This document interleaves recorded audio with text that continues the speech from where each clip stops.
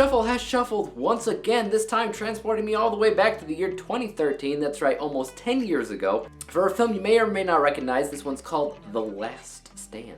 So, The Last Stand stars Arnold Schwarzenegger as a sheriff of a very, very small town that has to head up against a very dangerous criminal that's on the run, that has escaped from captivity, that is eluding the FBI. And basically, Arnold Schwarzenegger, even though he's playing a small town sheriff and he has all this group of unlikely deputies, it's up to them to stop this criminal before he can cross the border. And a bunch of bombastic action ensues. Now, before I go on with my review of The Last Stand, I want to give you guys a hint as to what I'm going to be reviewing next week. Usually I say by the end of the review what I will be reviewing, but this time I'm going to keep it a secret. In fact, I might keep on keeping it a secret from now on because I think it's more fun that way. And instead, I'm going to give you three hints as to what I'm going to be talking about next week. See if you can guess it.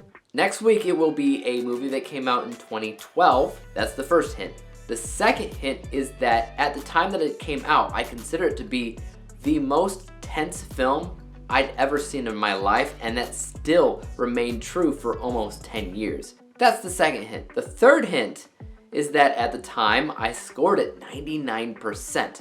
That'll most likely change upon rewatch, I don't know. But as it is, those are your three hints. 2012, incredibly tense film. I initially rated it at 99%. Go crazy making your guesses in the comments down below. If you get it right, I will pin the comment. Now on to my review of The Last Stand.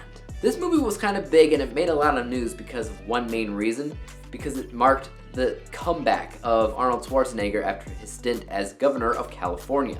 He's like, I'm done doing that, I'm going back to the movies, and we're starting off with this one, The Last Stand. Now I remember that. I saw it in theater when it first came out thinking that I don't really care how the movie turns out because we got Arnie back and we're talking about bombastic action, a lot of violence, and that's exactly what you get with The Last Stand. You don't get much more than that, mind you, but it is filled to the brim with a lot of honestly great action. Like I really dug what they were doing here in terms of all the action and the violence and just kind of the corny, quippy one-liners that all the characters put out. I also really like the side characters in the film because it's not just talking about Arnold Schwarzenegger being Arnold Schwarzenegger, but he's got a bunch of very unlikely side character deputies that are a part of this small town as well. Obviously, you got a small town, you got a bunch of weirdos, and that's what you got for deputies. And I love that this cartel member that escaped authorities, escaped the FBI, and was smart enough to do all this, has to head up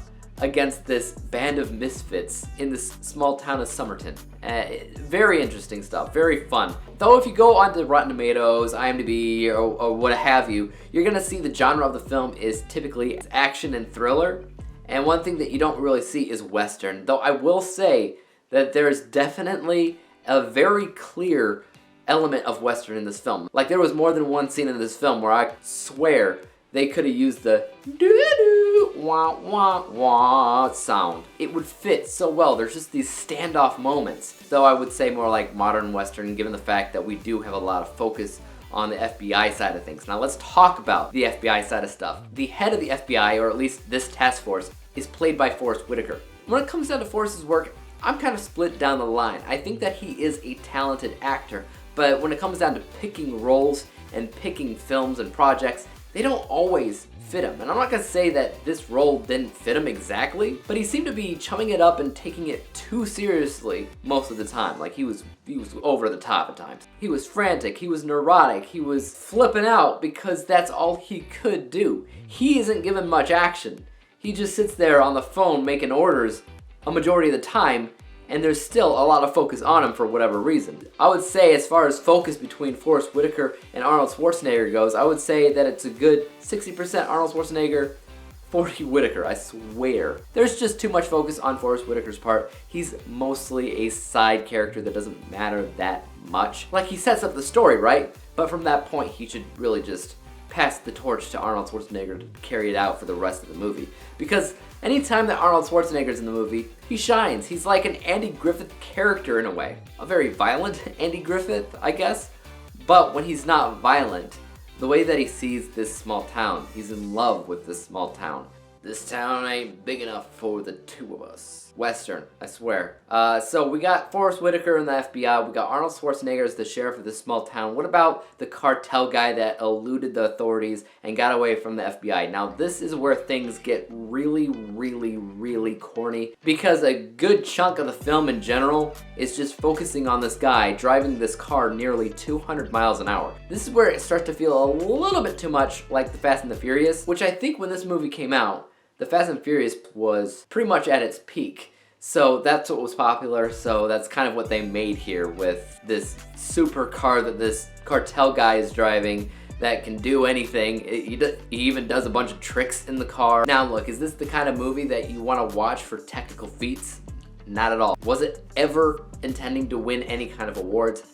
No. I feel like Schwarzenegger just missed the world of action so much that he craved it. You know, he craved it so badly that whatever project that he came back from after being governor, all it would actually be is bombastic, brainless action. And that's exactly what this movie is. And because of that, it's the kind of movie that you can shut your brain off to and just have fun with. If you're gonna sit there and nitpick the whole thing, you're gonna have problems because it is a completely imperfect film. Has corny lines, has physics that don't make a lot of sense, a few cartoon things that happen in the beginning of the movie, like the very way that the bad guy gets away is through a super magnet that picks up his car and lifts it away, and it comes out of absolutely nowhere in the middle of the city.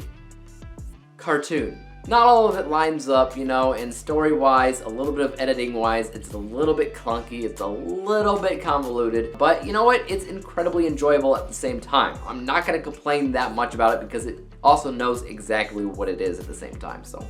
Let us look at my final score for The Last Stand, which I scored a B-letter grade. Final overall score of 76%. 76 out of 100 possible stars, which basically just means it's a decent film, you know? But what about you guys? What did you think of The Last Stand starring Arnold Schwarzenegger, Forrest Whitaker, Johnny Knoxville, Jamie Alexander, among others? Please let me know in the comment section down below. Also, you're gonna wanna hit that like, the subscribe button, and the bell to be notified when I come out with my next review from the Cinematic Shuffle. And until then, peace out.